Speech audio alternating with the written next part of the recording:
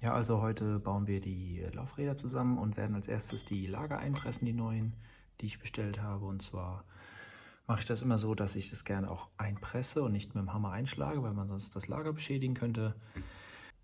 Ich suche mir immer eine passende Nuss, die genauso groß ist wie Außendurchmesser ungefähr, damit wir auch auf dem äußeren Ring hier die Kraft übertragen, weil wenn wir die Kraft vom Inneren auf den äußeren übertragen, können wir Druck stellen über die Kugeln in die Lagerschalen einbringen und dann teste ich nochmal kurz, ob die Nuss auch so reinpasst.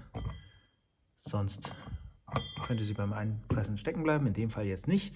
Aber wenn wir das auf der anderen Seite machen werden, wird das Lager ja bis dort unten eingepresst. Das heißt, die Nuss wandert wirklich tief rein. Und ihr wollt bestimmt keine Nuss in eurem Lagersitz stecken haben. Das Lager werde ich jetzt abkühlen, die Narbe etwas erwärmen und dann sollte das ganz gemütlich reinflutschen. Da ich derzeit noch keine Drehdornpresse oder Hydraulikpresse habe, nehme ich immer meine Fräsmaschine. Hier kann man ganz schön solche Sachen einpressen.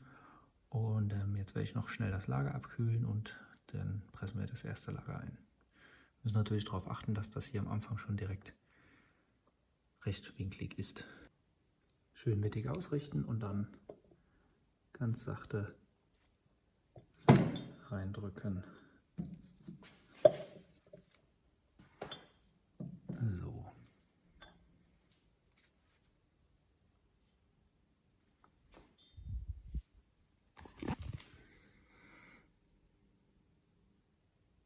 Schon ist es drin.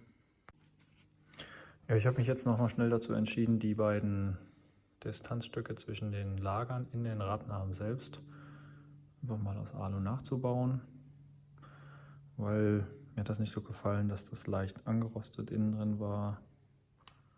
Und ich gucke dann auch mal, wie viel leichter das Alu im Gegensatz zu dem Stahl ist. Da sparen wir natürlich auch wieder ungefederte Masse.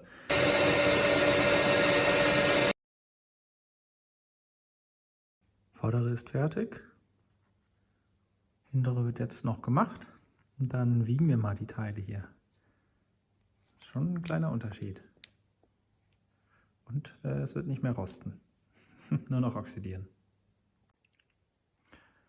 Teile sind jetzt fertig. Jetzt muss ich noch den Ring hier drüber machen, drüber pressen.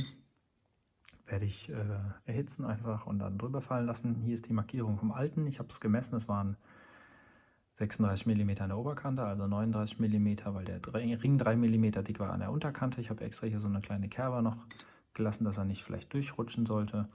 Und danach werden wir sie mal auf die Waage stellen. Ja, jetzt habe ich noch schnell die Küchenwaage geklaut und wir messen das jetzt alles mal. Und zwar haben wir hier das originale Teil, leider ohne den Ring, aber ist ja auch egal. 171 Gramm. Und das neue Teil sind 66 Gramm. Und dann haben wir noch das vordere.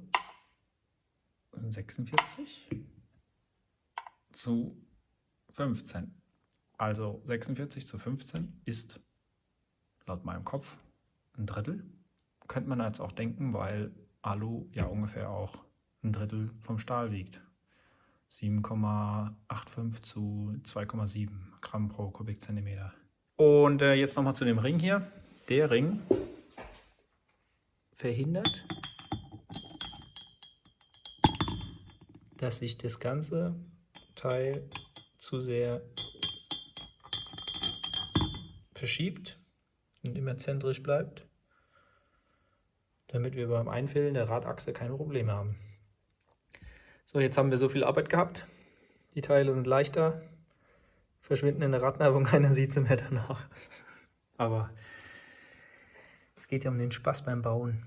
So, und das heißt jetzt auch, dadurch, dass das Teil hier drin ist, können wir die anderen beiden Lager einpressen.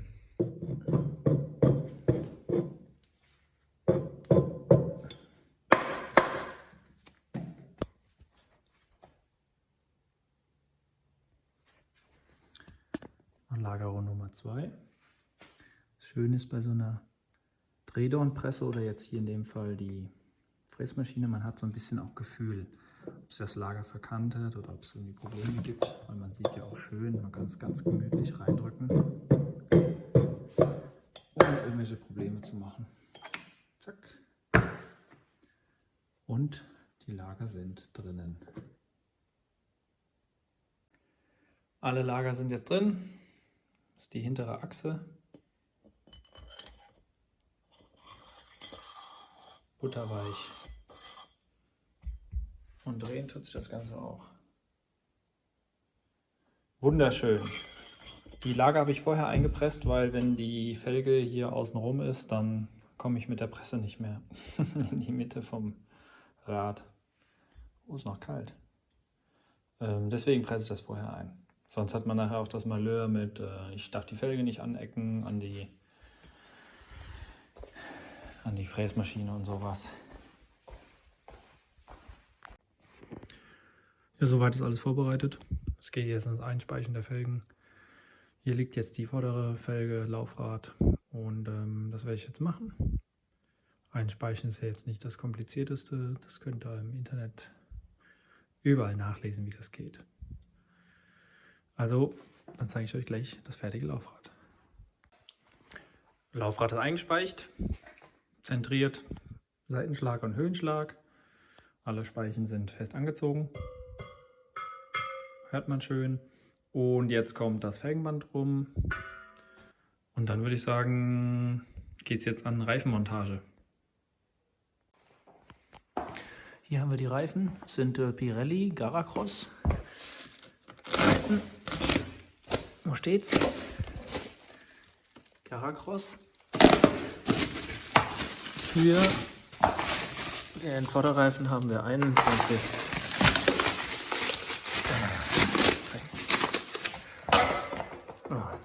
So, wir haben hier Pirelli Garacross 3021 für vorne. Und den werden wir jetzt hier mit meiner schönen selbstgebauten Reifenmontagemaschine aufziehen. Fertig sind die beiden Laufräder. Reifen sind aufgezogen.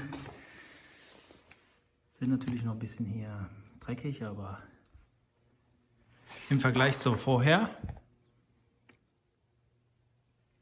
finde ich, sind sie ganz gut geworden.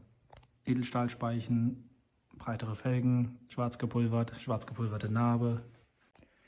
Hier sind alle aufbereiteten Teile für die hintere Narbe, also Bremsseite und hier Antriebsseite mit diesen Dämpfern. Und das werde ich jetzt hier mal alles schnell zusammenstecken. Und ja, ich mache das so, wie ich es auseinandergebaut habe. Also die Reihenfolge natürlich andersrum. Als erstes kommt hier dieser O-Ring drüber. Der sitzt ganz unten. Ich habe ihn leicht eingefettet, damit er besser flutscht. Dann kommen hier diese Dämpfer drüber. So, jetzt sind die drüber. Jetzt kommt diese Platte hier. Muss man schauen, dass hier hin. Hier ist noch ein Fettnäppel, das wird nachher mit Fett noch vollgepresst. So, das kommt jetzt hier drüber. Das sitzt gut. Dann kommen diese zwei Halbmonde.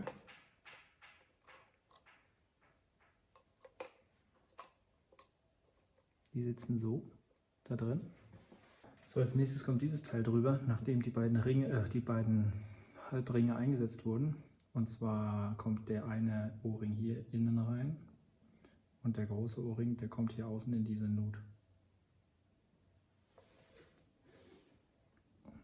So. Kann man auch einfach hier vorher drauflegen. Das ist vielleicht ein bisschen einfacher, sonst fällt er dann mal raus.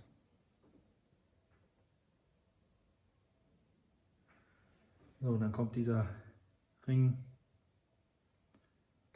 hier rein. So, ist das feste drin.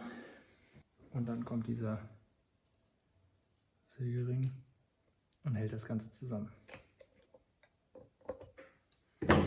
So. So, ein Radialwellenlichtring. Der kommt hier rein. Ja, der Wellenlichtring ist drin. Als letzte Staubkappe. Kann man auch so machen.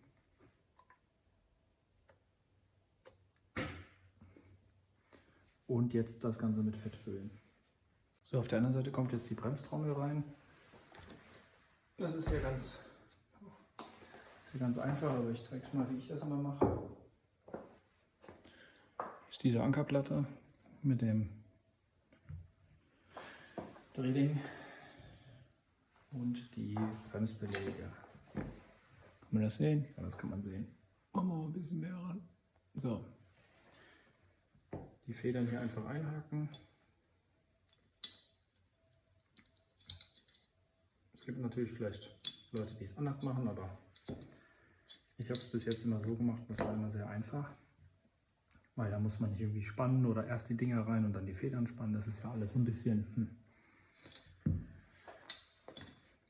Ihr lehnt das Teil einfach so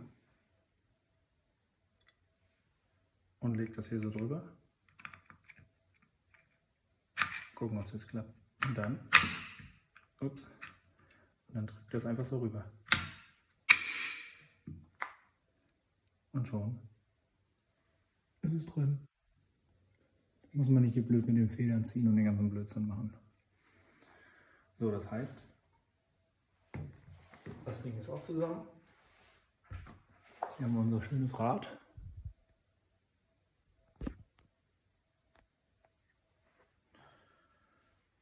Und dann kommt das hier drüber.